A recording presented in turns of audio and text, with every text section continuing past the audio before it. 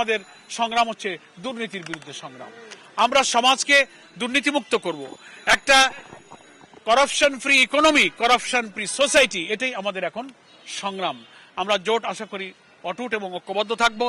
ভোটারদেরকে বলবো কোনো অপপ্রচারে গুজবে কান না দিয়ে আমরা পরিবর্তনের আকাঙ্ক্ষী এই 10 দলের সঙ্গে থেকে আপনি আপনার মতামত প্রদান করবেন। একই সঙ্গে গণভোট হবে। আমরা যে জুলাই চার্টারের ভিত্তিতে রাজনৈতিক দলগুলো একমত হয়ে বিদ্যমান রাষ্ট্র কাঠামো পরিবর্তন করে একটা নতুন রাষ্ট্র কাঠামো আমরা গড়ার ব্যাপারে একমত হয়েছি, যেখানে ফ্যাসিবাদের জন্ম হবে না, যেখানে দুর্নীতিবাদের জন্ম হবে না, যেখানে ভিন্ন মতকে দমনের মূল্যবোধ জাতিসত্তা ধ্বংস করার রাজনীতির জন্ম হবে না, এমন একটা চমৎকার রাষ্ট্র কাঠামোর ব্যাপারে আমরা সব পলিটিক্যাল পার্টি এবং স্টেক হোল্ডার আমরা একমত হয়েছি। সেই জুলাই সনদের পক্ষে একই দিনে হা এবং না ভোট হবে, যেটাকে রেফারেন্ডাম বা গণভোট বলি। আমরা দেশবাসীকে বলছি আপনারা হাকে জয়যুক্ত করবেন, হার পক্ষে আপনারা ভোট দেবেন।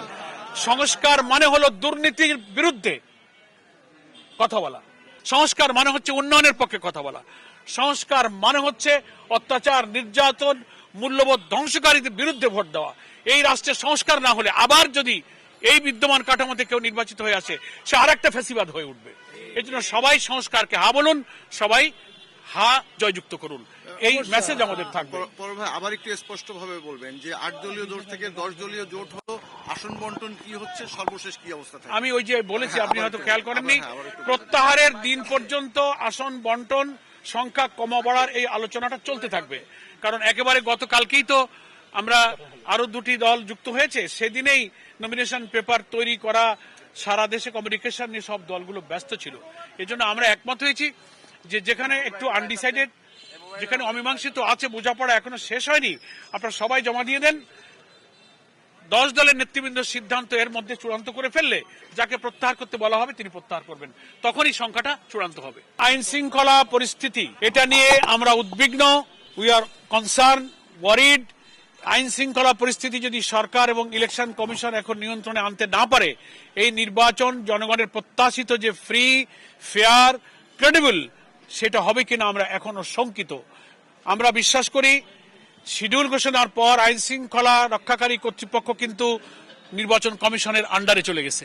পুলিশ, বিজিবি, আনসার, সেনাবাহিনী সব কিন্তু ইলেকশন কমিশনের এখতিয়ারে তারা ডিপ্লয়মেন্ট তাদের হবে, দায়িত্ব তারা পালন করবে। ফলে প্রতিটি ভোট কেন্দ্রের আশেপাশে বিদ্যমান অস্ত্রধারীরা এখনো আছে, সন্ত্রাসীরা এখনো আছে, যারা ভয় দিচ্ছে উমুক মার্কায় ভোট দিলে তুমি ভোট কেন্দ্রে যাও না, এই থ্রেট কিন্তু এখনো চলছে। আমাদের হিন্দু ভাইদের উপরে থ্রেট চলছে যে আপনারা অন্য দলে কেন ভোট দেবেন।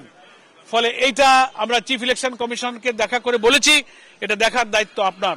এইটা নির্বিঘ্ন করতে না পারলে, নিরাপদ করতে না পারলে আগামী নির্বাচন সুষ্ঠু নিরপেক্ষ হওয়ার ব্যাপারে আমরা এখনো শঙ্কিত। এই ব্যাপারে এখনো সময় আছে।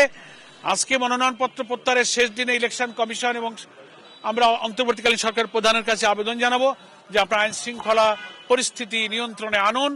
নির্বাচনে ভোটাররা যেন প্রধান উপদেষ্টা যেভাবে আশাবাদ ব্যক্ত করছেন ঈদের দিনের মতো উৎসব মুখর পরিবেশে ভোট কেন্দ্রে যাবে, সেই পরিবেশটা করার দায়িত্ব আপনার এবং ইলেকশন কমিশনের। সেই ব্যাপারে আমরা দৃষ্টি আকর্ষণ করছি।